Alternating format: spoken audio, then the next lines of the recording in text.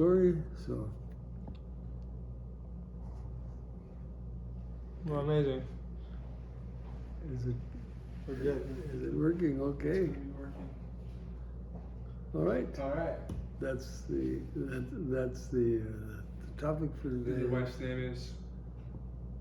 My wife. Anyway, she died about a year ago, and I miss her a lot because we spent so much time together. She was my singing partner. She was my business partner. She the mother of my kids. So that's one of the reasons I miss her so much. So I wanted to tell you her story and our story together. Obviously, it's the same story. Yeah. So could you pass me that coffee cup, please? A little far away for me. So anyway,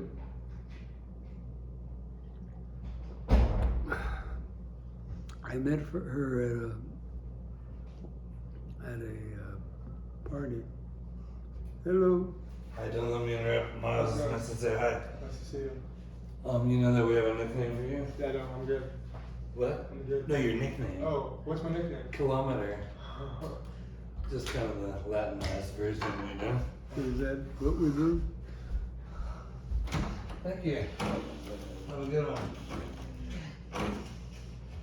Don't mind me.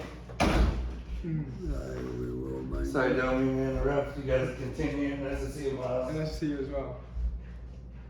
So anyway, Andrew likes to give nicknames to everybody. What's your nickname? I don't know. I don't think I have a nickname. You didn't get one? No, I did not get one. As far as I can remember. So that's good. That's good. Yeah, it's You good. don't want a nickname? I don't know. I'm not a fan of nicknames. So anyway,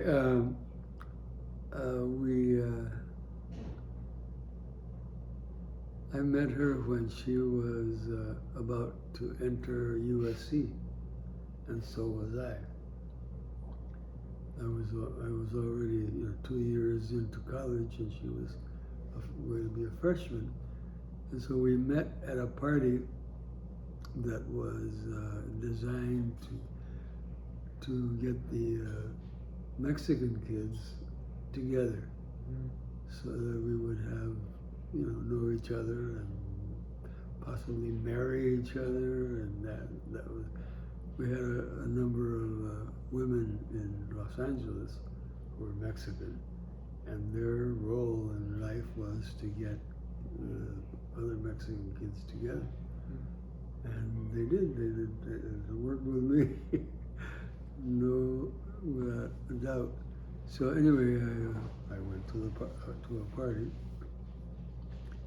and I had gotten really tired of going to parties and not finding anybody I wanted to spend time with. So I told myself, this is the last one. After this, no more parties. I'll stay away from them. And however, we met in the food line,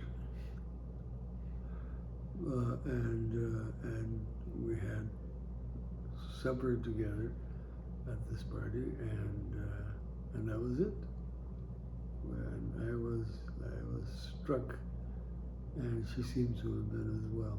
So we really enjoyed ourselves at that time, and we were very happy we were going to be in school together. And so that's where it started, and it never ended. So I was very, and we were married like 54 years, something like that. And she had helped me, she and I together had started our agency. We had traveled all over the place. And she was very talented. She could do anything. She could be a secretary, she could be a copywriter, she could be an executive. Just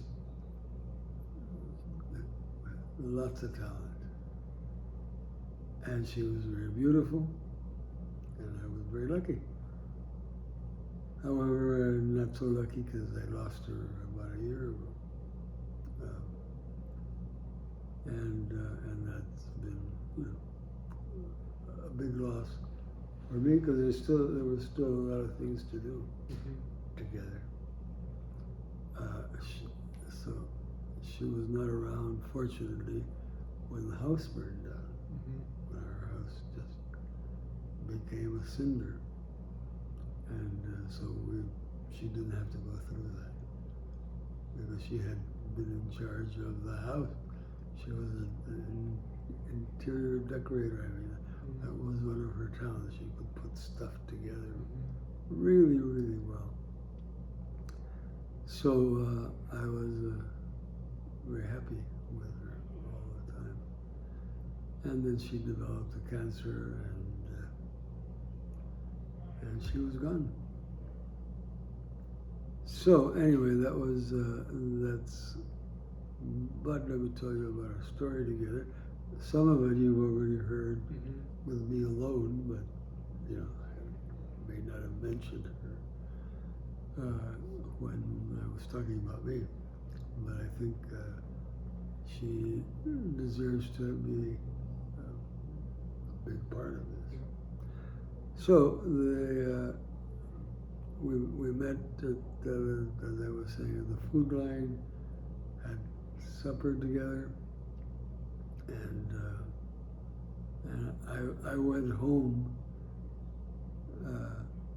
knowing that we would be seeing each other, but I didn't take her phone number. She didn't take my phone number, and and I knew I was going to meet her anyway, and I did. In fact, the next party I went to, there she was. She was interested in the same thing, and she was hoping that she would meet me again, and I was hoping I knew I would meet her again. So her older sister, took her to this dance, and I got there, and there they were sitting in a table.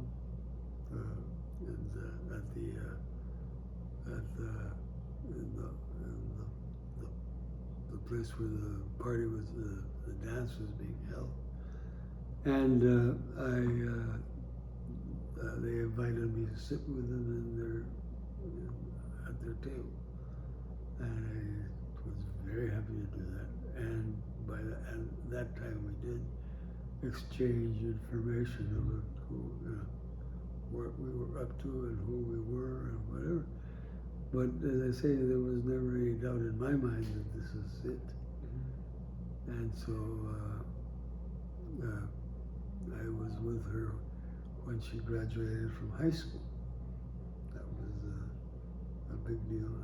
I went to her high school graduation, and she had gone to she graduated from a Catholic high school, so that she had a few ideas that were kind of strange. I had also gone to Catholic schools. But you didn't necessarily agree with them. Huh? You didn't agree with all the Catholic stuff.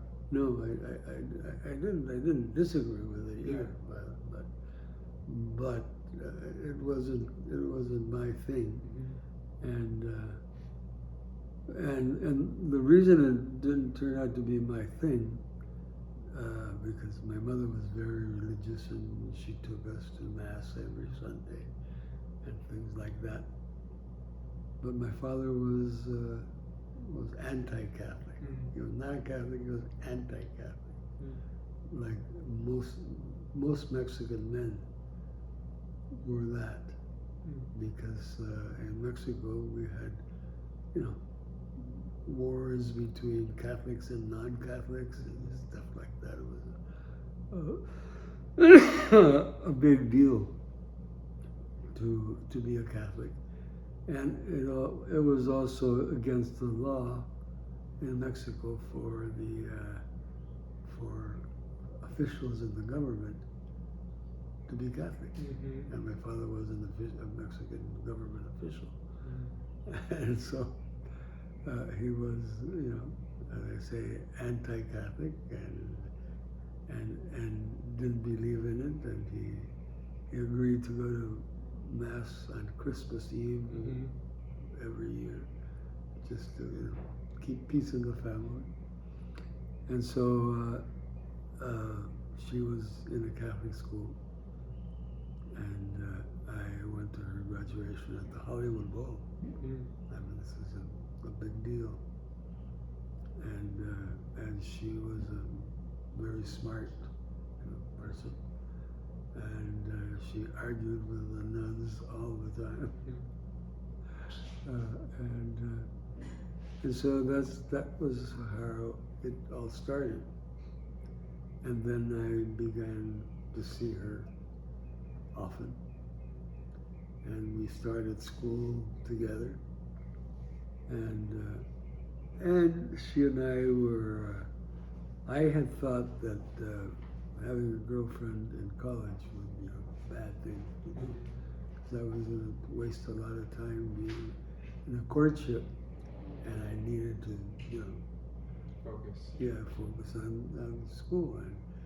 And I was in one of the toughest of their programs, the International Relations program.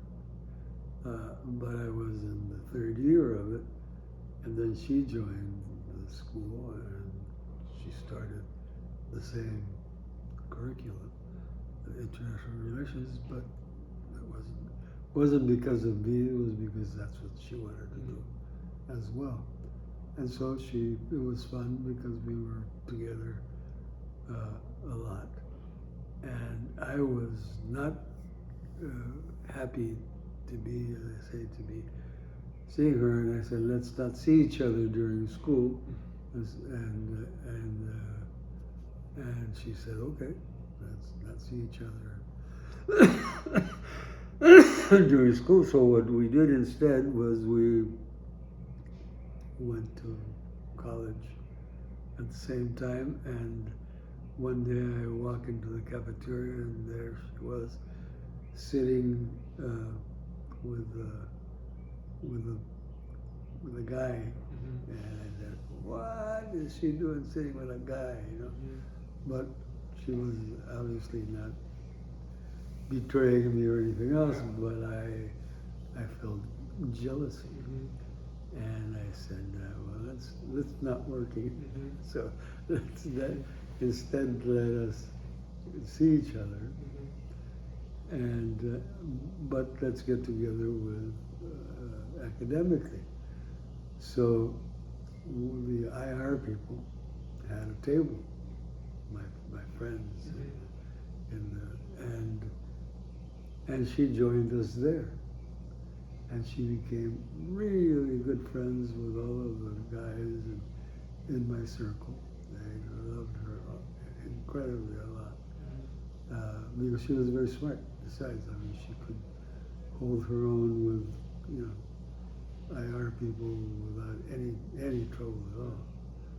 And of course, being a Mexican who traveled back and forth to Mexico and knew Mexican history and a lot of other stuff, IR was not an unusual thing for her, nor for me, because I was born in an international oriented family, my father being a Mexican government official representing Mexico in the United States. So we got together with all of my friends at school, and that turned out to be a really good thing, because she became a part of my gang. In fact, we had a fraternity, an honorary fraternity, and she was invited to join, because you didn't have women in those fraternities. guys. Yeah. And she was so good at being part of the gang that she was invited to join, and she joined. And still, I had around in my house that burned down, I had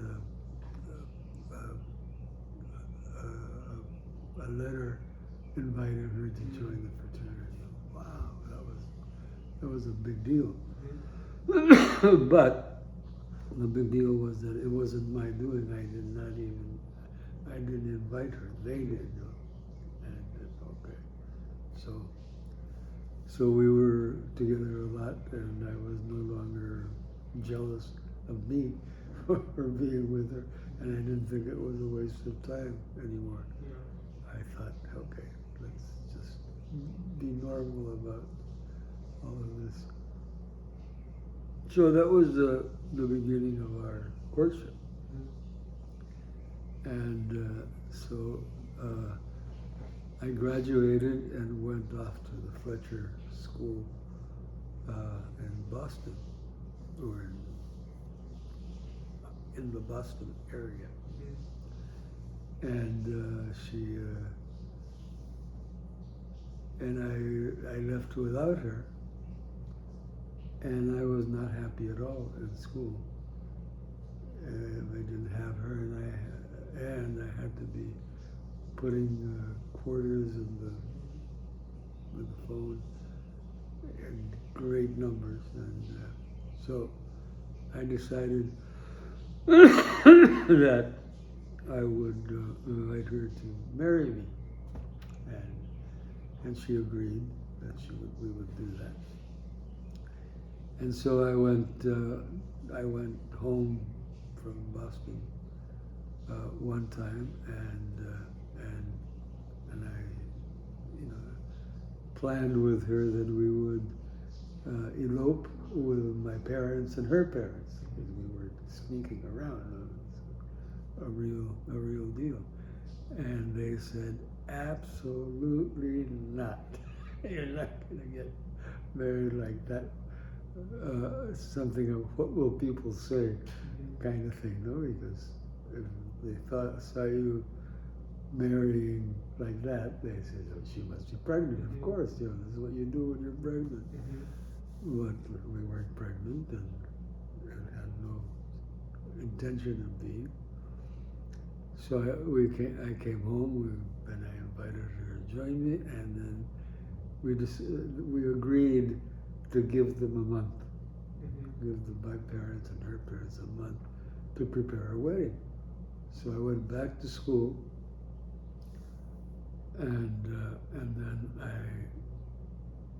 went home again. This time it was to actually get married. So we did. We got married,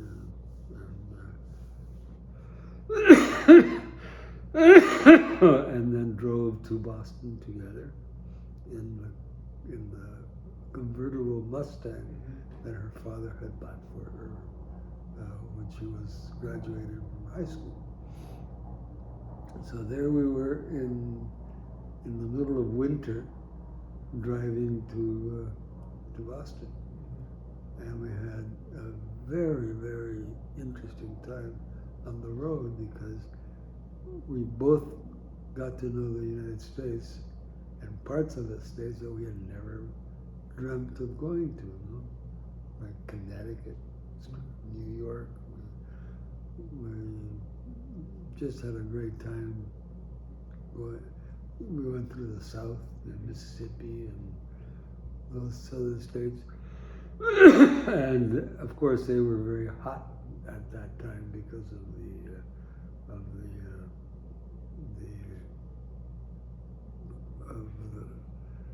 the fact that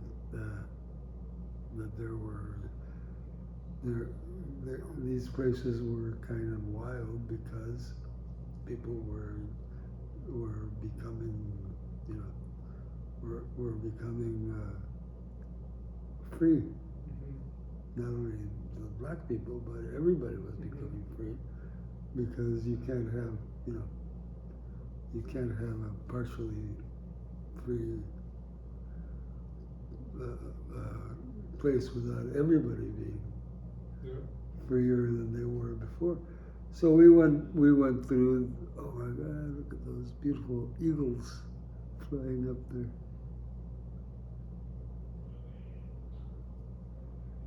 Yeah, those birds come by and We're high up in the hills. So you can, yeah, very high. And then yesterday, one of them came down really close, and she was had this beautiful coloration.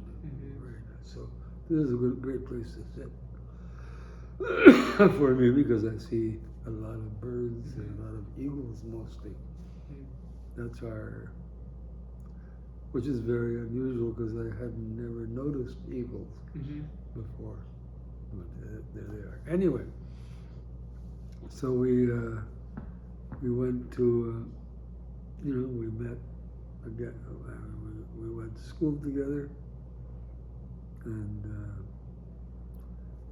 and she became, as some of my friends from the college also went to this the Fletcher School, and so she had friends there already, and but the problem was that we were also didn't have any money, and my father-in-law had said, "You get married, you're on your own."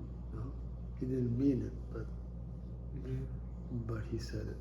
So he gave her a credit card, and there we were, but not spending any money because we were supposed to not be.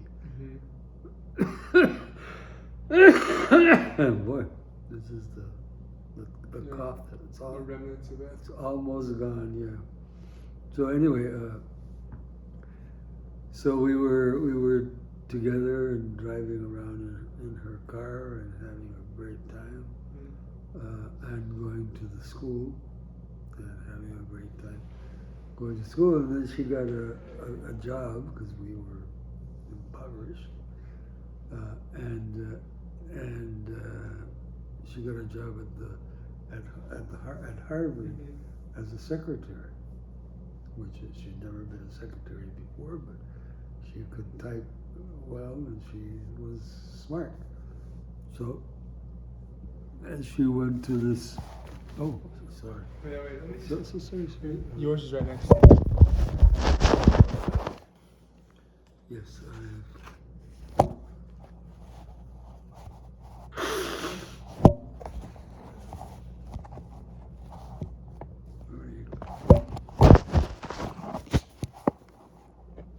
Thank you. Perfect. Oh no, I put them right there. It was too tempting. Yes, that's right. So anyway, she was, and she was very surprised She got a job there.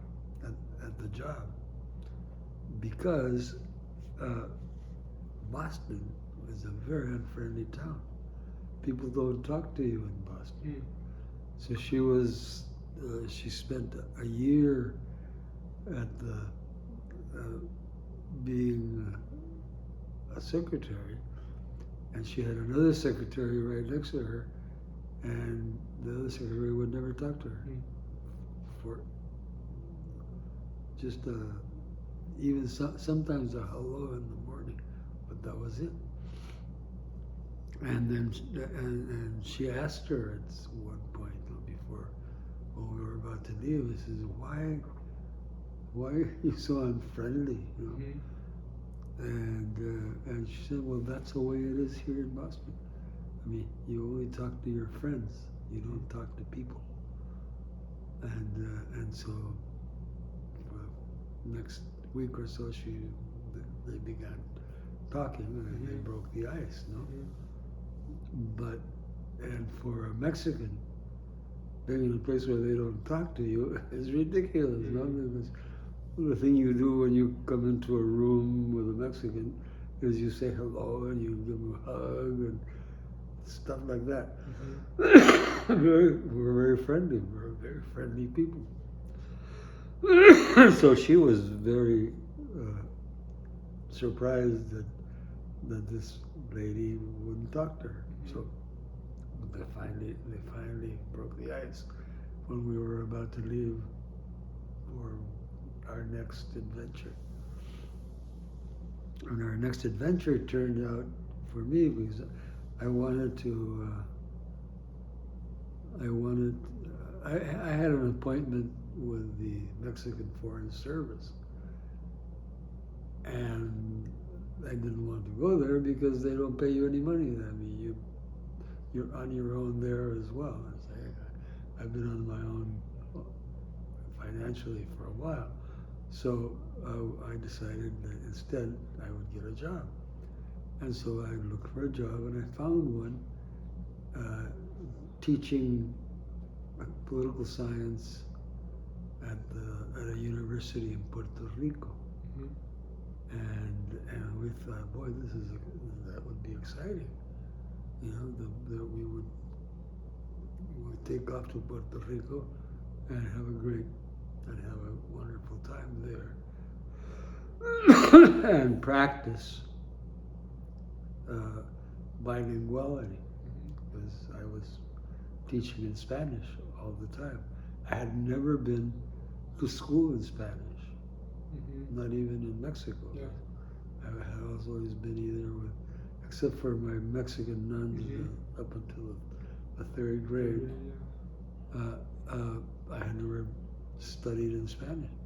So there I was in Puerto Rico teaching in Spanish and having a great time at it and being good at it. I found out that I was truly bilingual because I could teach in 2 languages, and that was great. At that time, I also took a job at the Air Force Base in Puerto Rico, Ramey Air Force Base, which is now no longer exists. Yeah. And I was hired to teach English or to teach Spanish to the airmen because they wanted them to learn English and to learn Spanish. So there I was teaching Spanish, and I was doing well because I knew the language, but I had never taught in it, you know, up until I got to the University of Puerto Rico, and then I was teaching Spanish like a regular Mexican, I guess, and I was good at it. I was a good teacher besides both in Spanish and in English. So I taught the wives and the airmen, how to speak Spanish, and I was teaching political science at the university in Spanish. So I was teaching in 2 languages at the same time. And I never got one confused with the other, and I discovered I was really good at it. So we spent a couple of years doing that, and then decided it was time to come home and go back to school and get a PhD. But when I got home to Los Angeles, I decided not to go for a PhD because that was going to distract me from living my life. So instead, I went and started getting regular jobs, looking for jobs, and that's when I got hired by Procter and Gamble as a junior marketing person, and I thought that was terrific. I loved it, and so we traveled again the country in her car to Cincinnati, Ohio, which is where Procter and Gamble has their headquarters. So we were having a great time with that. And we loved Cincinnati. And she had a job. Did she have a job in Puerto Rico? Yeah, I Did was. Norma have a job? Yes, she did. She did have a job. A good question.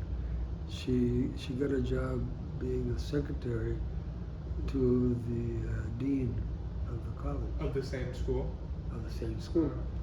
But she was in one. It was a school that covered the island, so she was. She had to drive from where we were living, and I was teaching, and she had to drive every day for a couple of hours to go to get it for her job, being secretary to the dean, and she was very good at it. And then was it your mother-in-law, or was it your mother who lived with you in Puerto Rico and would take the bus around? It was my mother-in-law. That was your mother-in-law? Yeah. And that was in Puerto Rico as well. That was in Puerto Rico. Yeah, my mother-in-law joined. We invited her to come and visit, and she loved the place, so she decided she wanted to stay a good long time, and she did. And she became like a native. And Did she stay longer than you, or no? No. No. When we came back, she had already returned. And so she was having a wonderful time, and being very. She was kind of religious, but not Catholic. But she was a good person, and one of the things she did is she explored the churches in Puerto Rico, which there were a whole bunch, and some of them were churches where you would talk to the dead in the church. The preacher or the minister would say, there's a message for so and so. Yeah. And they would tell the message. Very, very. That was a big deal in Puerto Rico. Is the talking to the dead, or the being aware that there was a spirit life out there. So that was a lot of fun. I went with her because I was curious, totally unbelieving, of course, because I was a Mexican official in my heart, and I was not going to be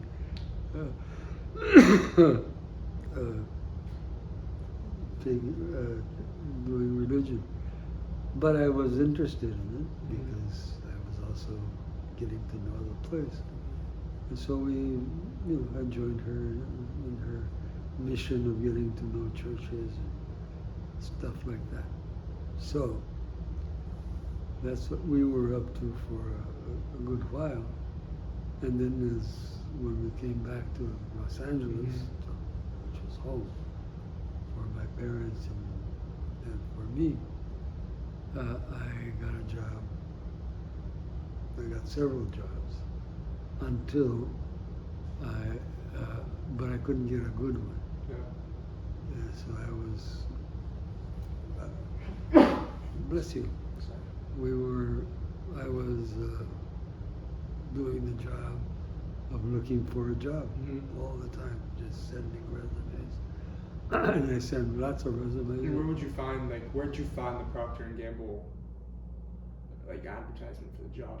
In a newspaper, or? No, I was sending out resumes to everybody. Just sending them out? Sending them out to, and I thought, well, someone's going to get back to me. Procter & Gamble seemed to be a good thing.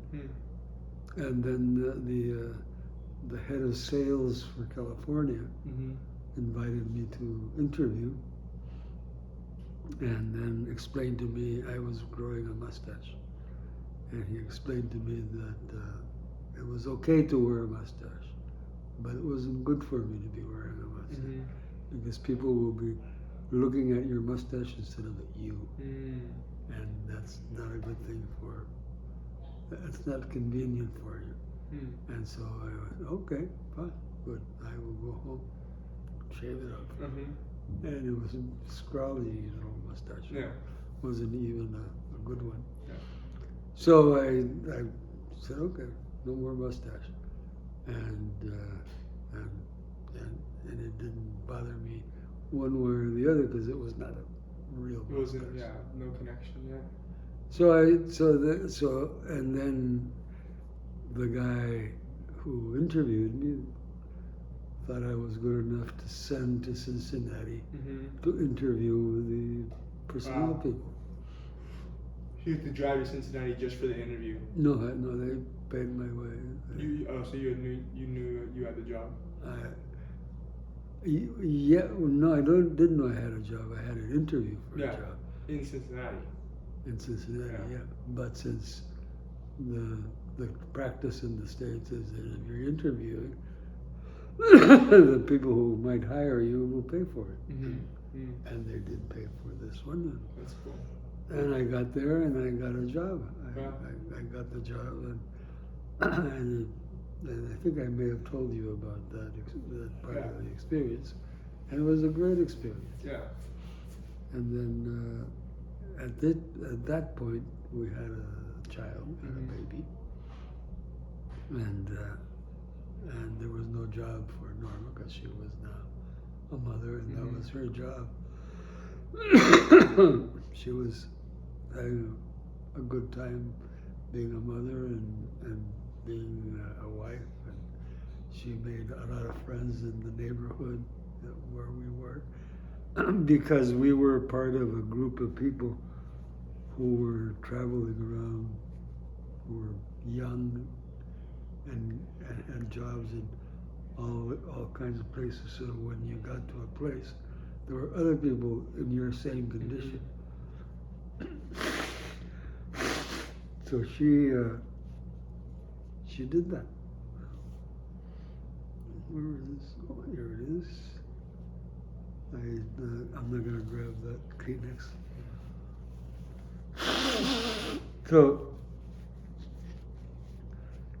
So we had a great time being in Cincinnati. Mm-hmm. It's a very friendly town. Was it cold there? Oh yes, Cold. it was very cold, and this is for us tropical people. Yeah. But and we had a car. We no longer had her father's car because Yeah. we sold it when we left Puerto Rico Mm-hmm. because You didn't bring the car to Puerto Rico though. You sold it when you left for. no, You we brought that car to Puerto Rico. took the car to Puerto Rico, That's funny. and the school paid for it because it was part of Part of your belongings, yeah. yeah, That's exactly. So and it was fine. yeah. I loved having that car in Puerto Rico. In Puerto Rico, yeah. That was so fun. Yeah. And But the car you had in Cincinnati was what? excuse me, The car in Cincinnati. was a Renault, Mm-hmm.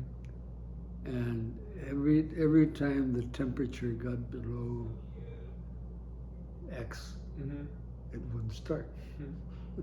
So I'd have to take a bus to the office Mhm. instead of driving Yeah. to the office.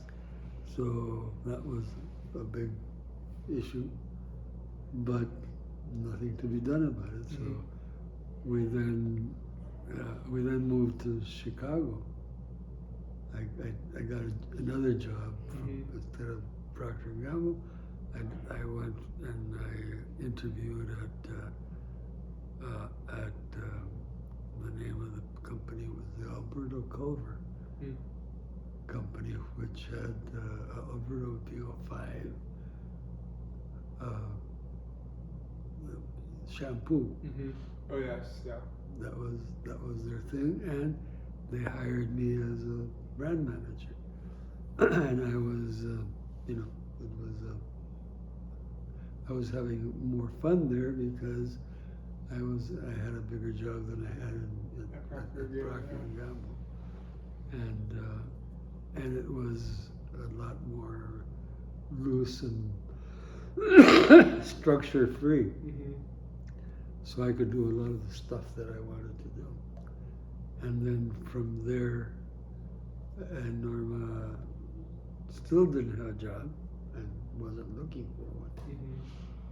So we stayed there for a little while, and then one day, the head of the CEO of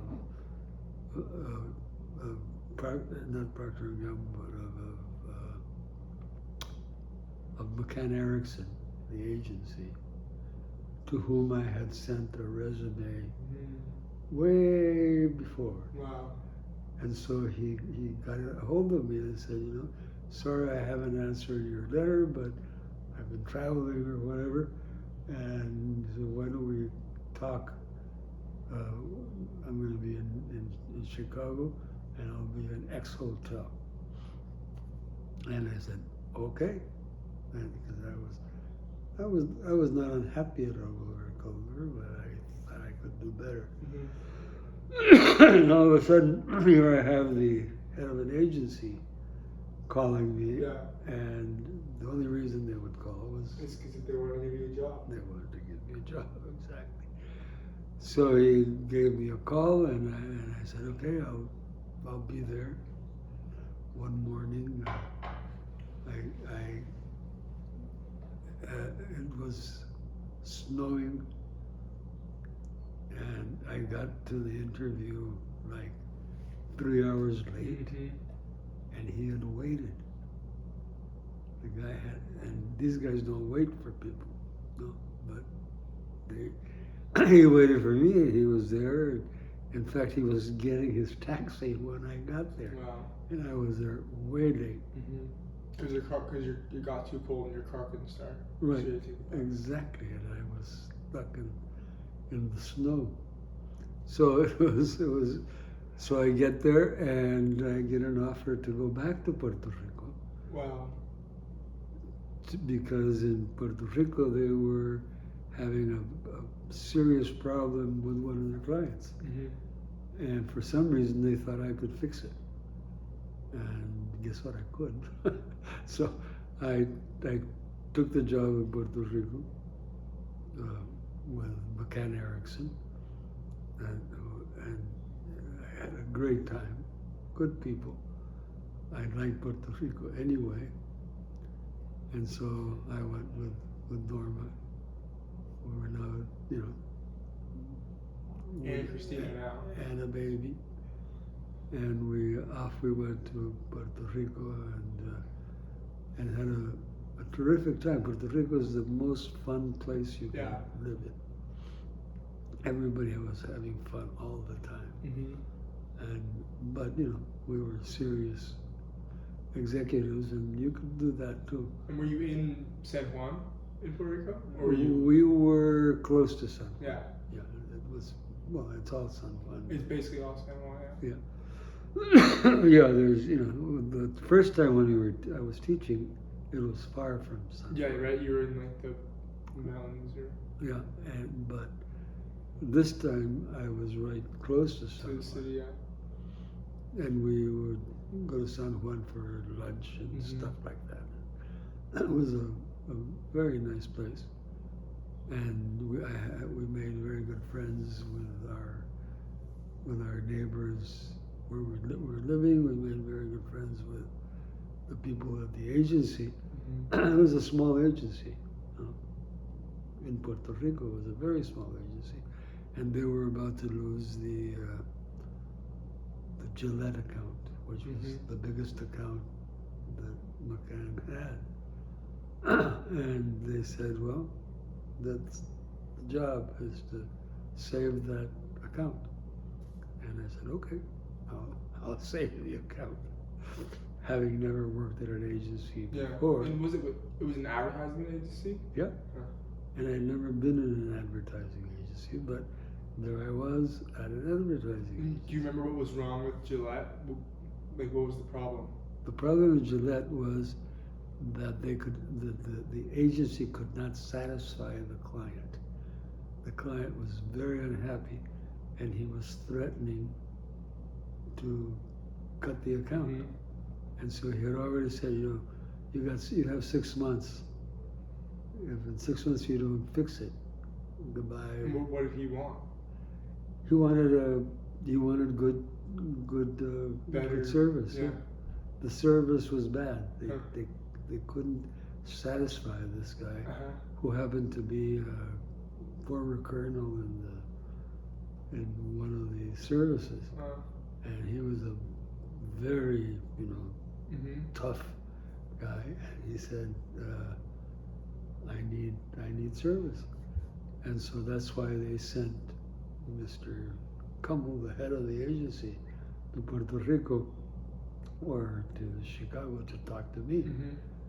because they needed somebody in Puerto Rico and they needed him quickly, Mm-hmm. or else they would lose this account, which was their biggest account in Yeah. the country. So I said, yeah, sure, I'll do that. I'll save it. So I went there and I met this guy, Mm-hmm. and since I was used to government officials and had worked well with them, I get there and I made real good friends with this guy. Mostly because I would listen to what he wanted and then provide it. Mm-hmm. That was my trick. Yeah, that's a good. Yeah, it's an easy trick. Exactly. Just Do it. listen. Mm-hmm. Listen to what the issues were and then fix them.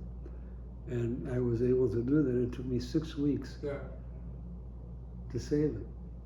And people were very, very surprised that I had done that, because it had never, they had never done that before, and they were about to lose it. So I got I made good friends with the agency people, and I had just come out of Procter & Gamble and Alberto Culver.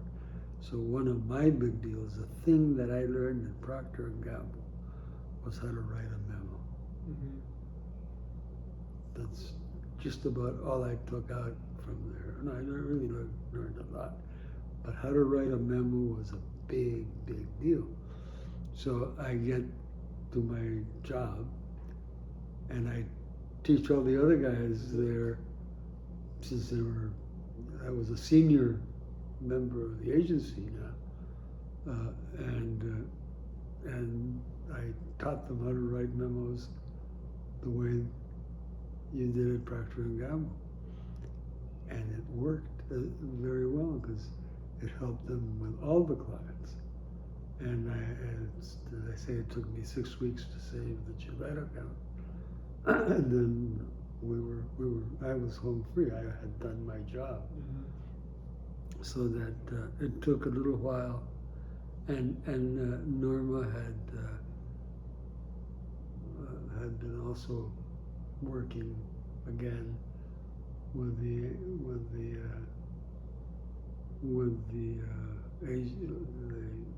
school, the university, because they had liked her stuff anyway. So she had the job there, and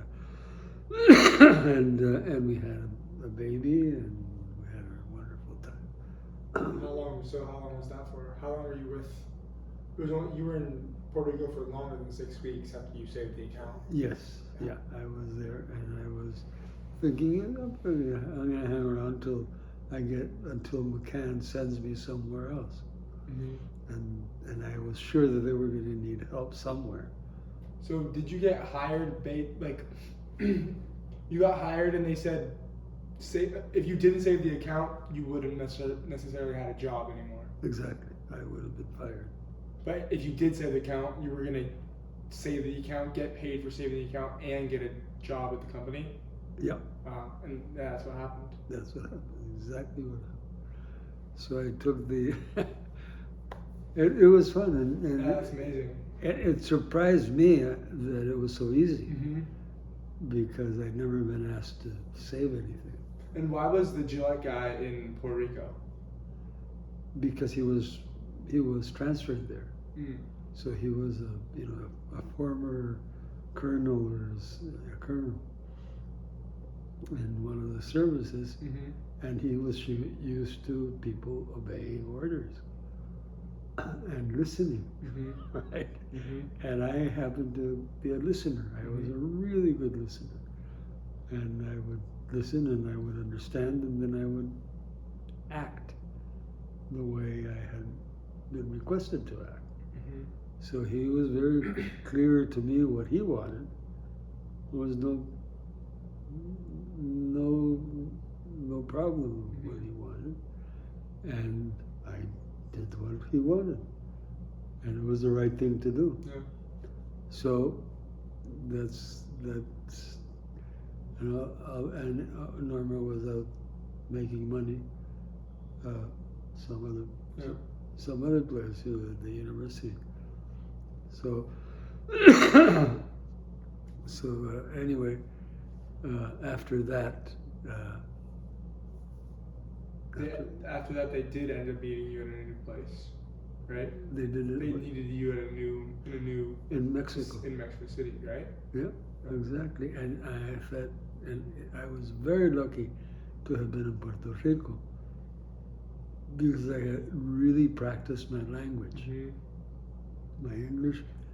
And would you say Puerto Rico is it's not more bilingual than Mexico, but Puerto Rico is pretty bilingual. It's very bilingual. Very bilingual. Yeah. But they prefer Spanish. Okay. Yeah. Everything will be done in Spanish if possible, or at least it was at the time. Mm-hmm. So I practiced my Spanish big time. So there I am being invited to go to Mexico.